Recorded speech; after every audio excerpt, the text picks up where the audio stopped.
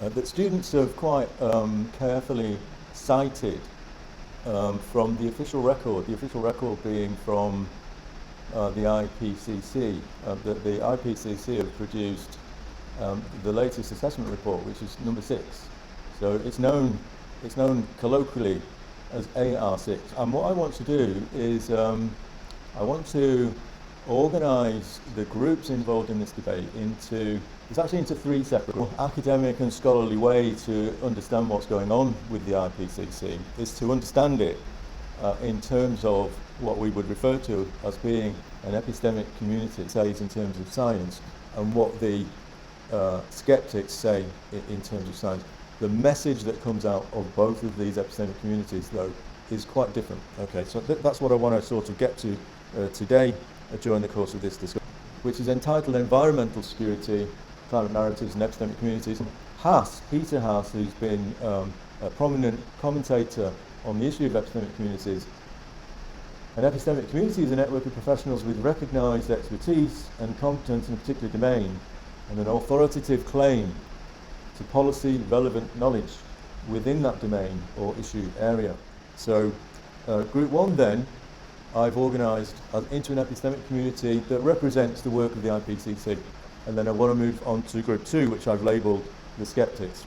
So group 1 then, broadly speaking, and I think you're all familiar with this debate already, argue that recent climate change is occurring, has occurred, because of the burning of fossil fuels, in particular oil and coal and gas. I've got some excerpts from the assessment report, the latest one from the IPCC. This is the IPCC's AR6 summary for policy makers. It is unequivocal that human influence has warmed the atmosphere, ocean and land.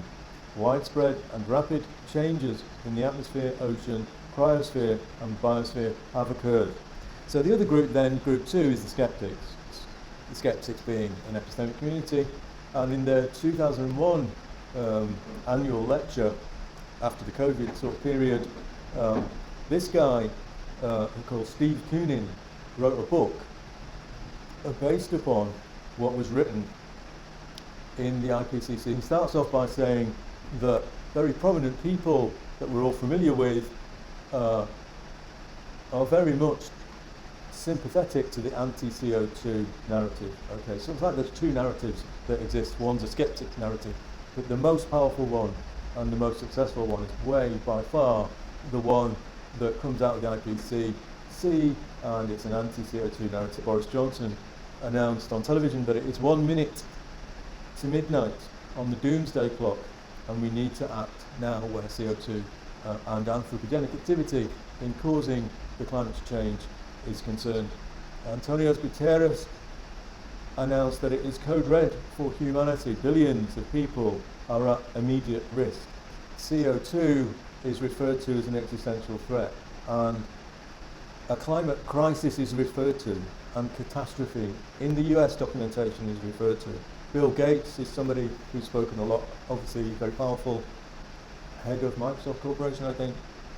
The Pentagon, this is Joe Biden being questioned on his attitude to the environment. Okay, I'll finish there. Thanks for listening and see you later.